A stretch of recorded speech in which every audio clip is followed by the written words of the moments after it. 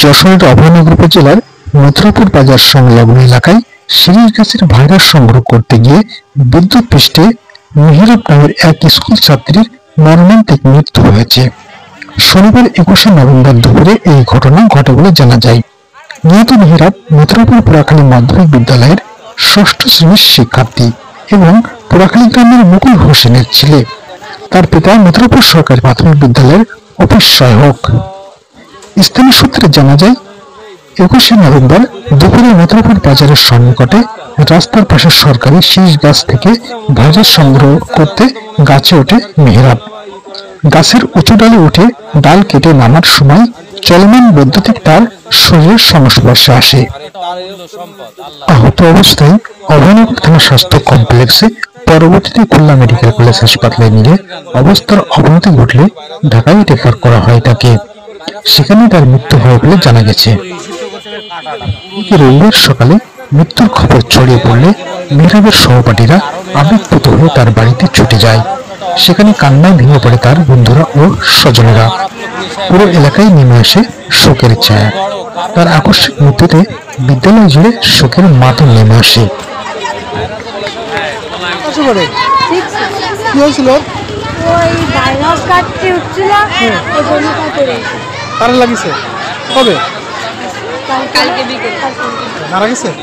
স্থানীয়রা জানান, ভাইরাস সংকট একটি নেশায় পরিণত হয়েছে। রাস্তার দুধারে শিরীষ গাছের ভাইরাস সংকট না করতে পারে সরকারিভাবে নিষেধাজ্ঞা দেওয়া হোক, এটাই তাদের দাবি।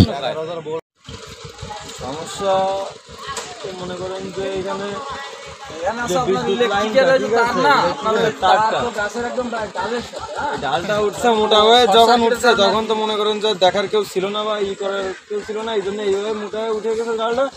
আর যে ভাইরাস হয়েছে, এই ভাইরাস কাটতে যায় এই দুর্ঘটনা ঘটছে। আর এই তারে হচ্ছে, যদি তারের কোনো কিছু করা যায় তাহলে মনে করেন যে আরো বেশি ভালো হয়। আর এই ভাইরাসের মনে করেন যদি কিছু একটা করা যায়, এই ভাইরাস আগামাথা কোনো ভাইরাস আর রাখা যাবে না। ভাইরাস কাটতে পারবে না, ভাইরাসটা পুরো নিষিদ্ধ করতে হবে, কাটাটা পুরো নিষিদ্ধ করতে হবে। কারণ আজকের মেহেরাবের জীবন গেছে, কালকে আরো মেহেরাবের জীবন যাবে। কারণ এই ভাইরাস তো একটা অমূল্য সম্পদ, আল্লাহর দান। এই বড় মারাত্মক নেশায় ভাইরাস, জিনিসটাই বলতেছি। আপনি ছোট বড় কারো ধ্যান জ্ঞান উঠেছে, ও যে উঠেছে কেউ কি জানতো না? কেউ জানতো না। উঠেছে কি করে? চুরি করে কিন্তু পলাই উঠেছে। এই গাছটা উঠতে দেবে না। তাহলে আর একটা যদি লোভ হয় দেখে হয়তো বা মনে করেন শিক্ষা হয়েছে, ঠিক আছে, কিন্তু কেউ যদি পালোয়ানি দেখা যায়, আবার উঠতে যায়, আবার সরকারি তখন এই ভাইরাস থাকলে তো আবার কাটতে হবে। সামনে আরো এক মেহেরাবের জীবন যাবে, এইভাবেই যাবে।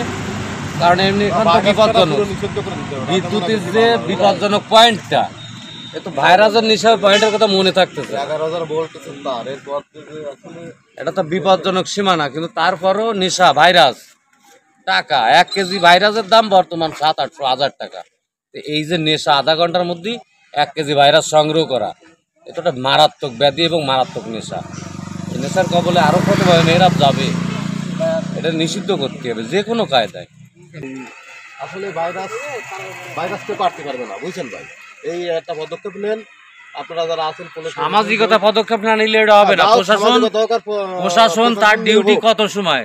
আধা ঘন্টা রাউন্ড। আজকে আমার ভাই হয়েছে, কালকে আপনার সন্তান যাবে। এইভাবে গেলে তো আসলে আমাদের কান্নার সীমা থাকবে না। যাও চাই আমি যে এই 11,000 ভোল্টেজের লাইন তো গেছে এই ডালে গাছে, যাতে কেউ না উঠতে পারে। সেই জন্য আর কি আমি চাই যে আপনাদের সবার কাছে করি যে এত লোভ করবেন না, লোভ করা ভালো না। টাকার লোভ করবেন না কেউ। টাকার লোভে পড়ে যে আপনারা আর একটা জীবন হারাবেন, তাতে মার কোল খালি হবে। আসলে কিন্তু এটা আমরা আগামীতে যাতে কেউ কোনো মার কোল খালি না হয়। আমাকে এক বড় ভাই আছে, ওই ভাইরাস কাটতে গেছিল। ভাইরাস বর্তমান তো ভাইরাস আসলে একটা ব্যাধি হয়ে দাঁড়াইছে। কম বেশি সবারই নেশা হয়, ভাইরাস কাটতে হবে। তবু সেই আশায় আর কি উঠে জীবনটারে দিয়ে দিল কারেন্টের খপ্পরে ধরে। কি হয়েছিল বলে মনে হচ্ছে? হয়েছিল ভাইরাস কাটতে ওখানে পাও জড়াই গেছিল কারেন্টের পর জড়ানোর পরে আমি যতদূর শুনছি আর কি, আমি তো নিজে দেখিনি। তা শোনার পরে আর কি আমি নিজে সকালে উপলব্ধি করে দেখলাম যে আসলে খুব মর্মান্তিক অবস্থা। ওই জায়গায় ছোট মানুষ তো বুঝতে পারেনি, যার জন্য ওই জায়গায় ওর মৃত্যুতে টেনে নিয়ে গেছে, তা পৌঁছে গেছে। আসলে তো জায়গায় ওঠার মতো কোনো পরিবেশ না। পড়ে কি মারা গেছিল? না, মরিছে তো মনে করেন যে আপনার আজকে সকাল 10টার দিকে। একদিন পর একদিন পর 12 ঘন্টা পর, 12 থেকে 14 ঘন্টা পরে মারা গেছে। 9টার দিকে আজ সকাল 9টার দিকেই মারা গেছে।